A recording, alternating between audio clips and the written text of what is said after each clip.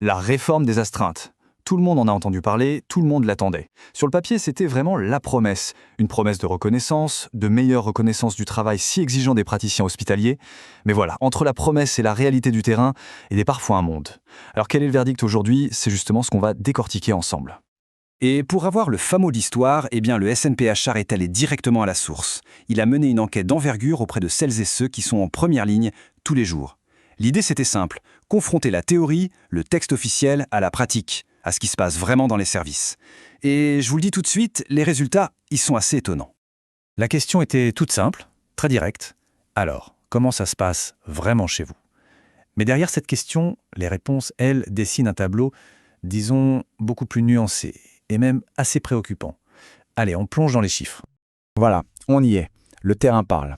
Et cette enquête, c'est vraiment ça, la voix des praticiens, sans filtre, sans intermédiaire.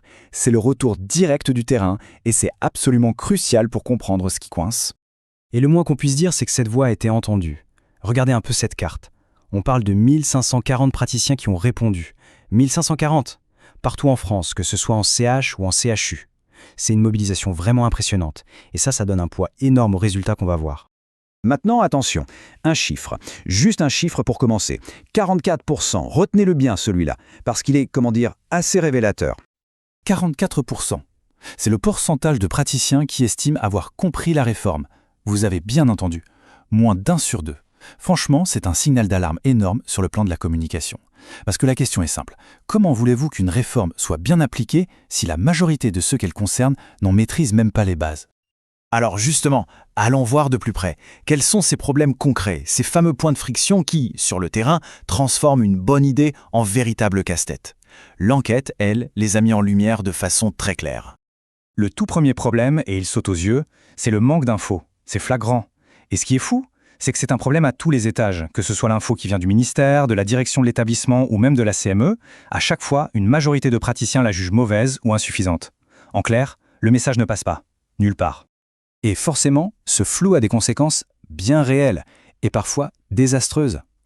Tenez-vous bien, pour 90% des répondants, les contraintes budgétaires ont tout simplement torpillé l'application de la réforme. Le résultat? Pour 63%, elle est soit mal appliquée, soit pas appliquée du tout. Et le pompon, c'est que pour la moitié d'entre eux, des astreintes qui devraient être payées sont devenues bénévoles. Oui, bénévoles. On marche complètement sur la tête. L'esprit de la loi a été totalement détourné. Bon, avec tout ce qu'on vient de voir, ce décalage immense entre la promesse de départ et la réalité du terrain, on se doute que le verdict final sur la satisfaction ne va pas être brillant. Préparez-vous, c'est un peu la douche froide. La question est donc posée, cette réforme, qui était censée revaloriser, motiver, est-ce qu'elle a rempli son contrat? Est-ce que les praticiens se sentent au final mieux considérés? Le verdict est là. Il est brutal et il tient en un seul chiffre, 4 sur 10. C'est la note moyenne de satisfaction. Franchement, c'est médiocre. Une réforme qui n'obtient même pas la moyenne, c'est une réforme qui, sur le terrain, est vécue comme un échec. Le message envoyé est « on ne peut plus clair ». Ok, le constat est dur, mais l'idée, ce n'est pas juste de se plaindre.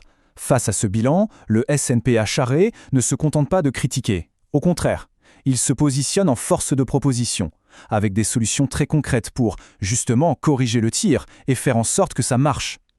Alors, comment on fait pour avancer? Le SNPHR met sur la table un plan d'action en 4 points. C'est simple, c'est clair. D'abord, la transparence totale sur les financements pour qu'on sache enfin où va l'argent. Deuxièmement, l'information. Il faut une communication nationale, simple, pédagogique. Troisièmement, la justice. Ça veut dire reconnaître la télémédecine et aussi adapter les règles pour les statuts particuliers comme les hospitalo-universitaires. Et enfin, le 4e point, qui est capital, exiger un bilan.